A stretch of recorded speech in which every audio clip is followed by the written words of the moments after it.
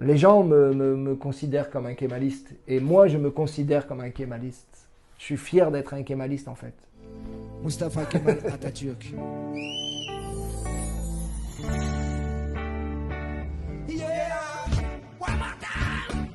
Personne ne peut savoir à l'avance tout le monde. Personne que nous réserve à nous tous l'existence. Personne ne peut savoir ce qu'un homme a pu faire. Kemal Atatürk peut défaire. N'enterrez jamais vivant les révolutionnaires. Je suis Loulou des Dollars, Loulou. Mon métier, c'est écrire des histoires, écrire des chansons. Et je suis aussi un admirateur de Kemal Atatürk. Et je me considère comme un kémaliste. Je pense que j'ai toujours été kémaliste, même quand je l'ignorais. Ma philosophie était toujours animée des concepts du kémalisme. Je pense que c'est comme une chose qui est en toi et qui s'éveille au fur et à mesure en grandissant.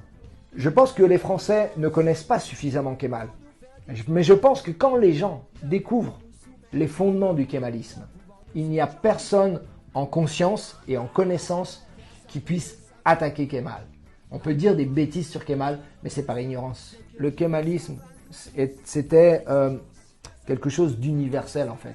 Si vous voulez, Kemal, c'est Jean Jaurès pour le pacifisme, c'est Jean Moulin pour la résistance, c'est Nelson Mandela pour l'humanisme.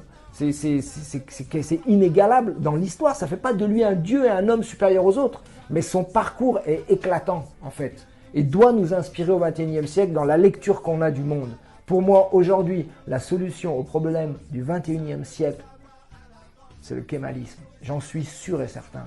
Laïcité, absence de népotisme, je dis pas d'ennemis désignés, pacifisme, yurtasul diandasul. Approche ton oreille, mon secret à te dire, aura demain peut-être le parfum d'un partir, ou d'un baiser volé effleurant ton sourire. Comment ne pas t'aimer tant que sera Izmir? Le poème s'appelle Izmir. En Turquie, mes livres sont lus dans des versions turques, mais ce sont des versions pirates. Je serais très heureux si mon travail était traduit et diffusé en Turquie. Ce livre, Le Père Turc, ça participe de ma volonté de remettre le kémalisme au cœur du débat.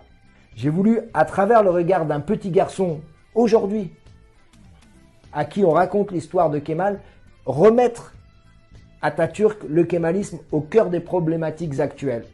Je pense que les Turcs ont tous, au fond, dans leur cœur, un amour